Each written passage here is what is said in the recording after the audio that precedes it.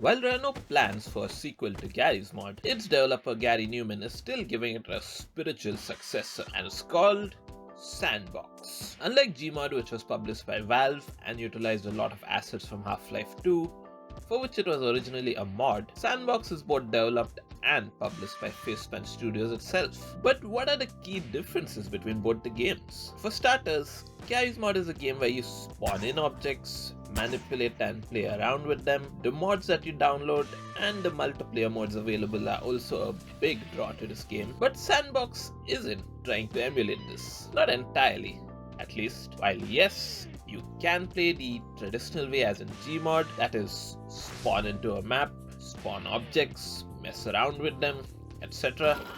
The game instead has a much stronger emphasis on playing games within the game itself.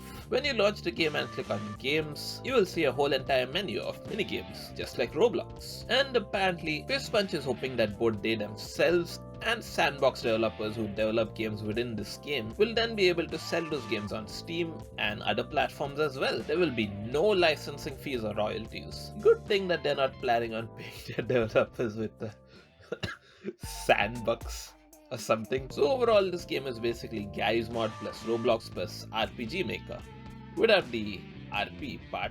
While I do think it looks promising, I also hope that it doesn't stretch itself too thin and end up being nothing while trying to be a little bit of everything. Now that I've explained to you the basics, it's time to delve a little bit deeper into the differences between both games. However, the gameplay footage that I'm about to show you from s&box is actually from a few unofficial Gmod-like game modes for it, which include s&box Classic, Walker, Scenebox 2, and Simple Weapons. They are not actually fully representative of what s&box actually is, which is what I will dive into after this comparison. s&box versus Gmod characters. Gmod will have you play as player models of characters from Half-Life 2 and other Valve games. They look regular, although a bit dated. There's not that much available in terms of customization. s&box, on the other hand, will have you playing as sausage men and sausage women and sausage children as well. You can customize them in many different ways in regards to their skin color, age, body type, hair, and clothing. You may even buy clothes and tattoos with real money, if you so wish. Now apparently, not everybody likes these adorable little sausage men, which is why s&box is starting to introduce more realistic models available in the game as well. Toggle Sausage Mod is a rather zesty name for it. However, maps. Gmod has two maps. There's Flat Grass, which is of course flat and grassy. It also has this odd structure in the middle with a secret area inside it. And there's also Construct, which is the more detailed map with large buildings, a deep pond, a secret room, a mirror room, a white room, of which you can change the color of the walls, a dark room, and some back rooms.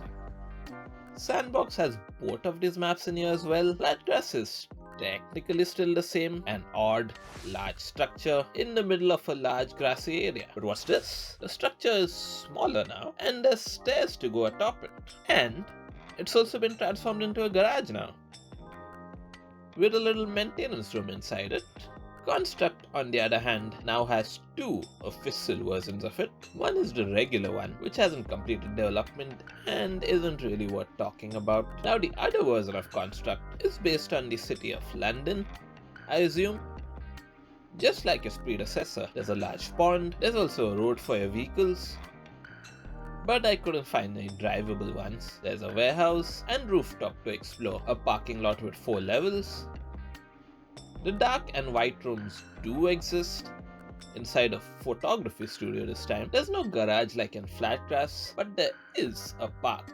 Overall, I do like this map and it is more advanced than regular Construct. Facepunch has also added more official maps, but they're made for specific non-s&box game modes. Spawnlist. Gary's mod allows you to spawn pretty much everything you could ever want from Half-Life 2, from NPCs, weapons, and vehicles, all the way down to parts of bridges, miscellaneous props, and even debris. Besides that, there's also a whole lot of props which you can use to create structures, vehicles, or machinery. As for s&box, there's not a lot going on with the spawn list right now. There's a naked sausage man, balloons, which are filled with iron, I guess, literal trash, furniture, and some household items. The community has added a ton of dupes. However, tools. Gmod has a large variety of tools which allow you to create 11 different types of constraints between objects, spawn balloons, dynamite,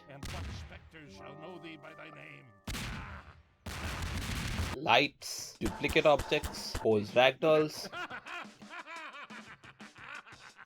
inflate them.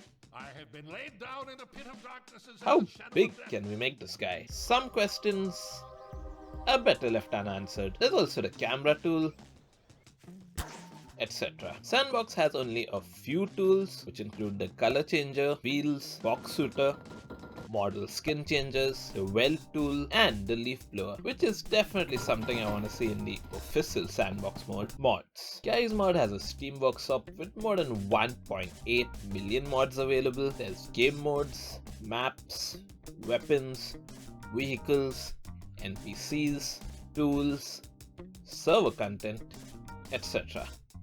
Sandbox doesn't have a Steam workshop as of yet.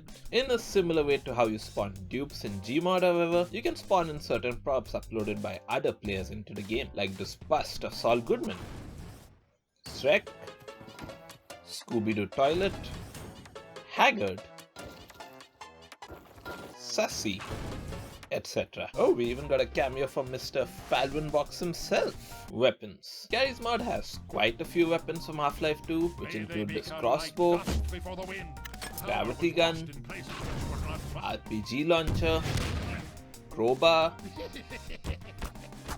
stun stick, etc. There's 6 weapons in Sandbox, including pistols, a shotgun, SMG, rifle, and sniper rifle. They can even be customized to a certain extent. They felt smooth and fun to use. The fizz gun, tool gun, and even gravity gun in these unofficial game modes do not have any proper models as of yet. A glimpse of minigames in Sandbox. Now that we're done with the differences between both the games, it's time to try out Sandbox for real this time. I'm gonna play a few of the minigames. So the first one that I tried out was Sausage Survivor, made by Face Punch themselves. It's a fun little top-down shoot-em-up roguelite. Next up is Terry's Papers, which is a game where you play as a border checkpoint officer and examine people's documents as they pass through. Then I tried Marble Racer, which is kinda self-explanatory and really fun. Drifter was an arcade multiplayer racing game with retro graphics. Age of Discord was a grand strategy game. So hopefully I've been able to give you guys an idea of the wide variety of games that you can make and play in Sandbox, developing games in Sandbox. And after testing out some of the games, I had to try making my own game in the open Sandbox editor. Well, spoiler alert, I have absolutely no clue how to make video games, but this is what it would look like to make games in Sandbox, I suppose. Which is better? Now Sandbox is still only in its developer preview phase, so it's not a fair comparison. But even if it weren't, it's still like comparing apples to oranges. Because Gmod is more of a sandbox game with a workshop and different multiplayer modes, whereas Sandbox is more of a game selector, where you play various games made by developers using Sandbox itself. And not a lot of his games will be necessarily like Gmod itself. Either way, what makes Gmod great is its nearly limitless community of modders. Sandbox might take a few years to get a lot of people on board to the idea of the game and start making games for it. I think Sandbox can be as great or even greater than Gmod, but a lot of that depends not exactly on Face Punch itself, but on its ability to get developers and modders excited to use its platform. So I wouldn't say that either of the games are better or worse than each other. Fun facts about Sandbox. Besides what I've already told you about the game, there's some additional information. The game will have an official Sandbox mode added to it, even though Gary himself doesn't seem to be too keen about it. It will supposedly have more features than Gmod. The game was supposed to be a sequel to Gmod initially, but with a focus on virtual reality. VR games will still be a part of it. However, Gary Newman wishes that he had named Gary's mod as Sandbox instead, because the game went from no longer being a mod for Half-Life 2, but a standalone game. So it seems that the name has now been carried over to this game instead. How to play Sandbox. You can play Sandbox right now for free. Click on the video on your screen right now to do that. So I've been Jazef, you've been my audience. Thank you for watching, and goodbye.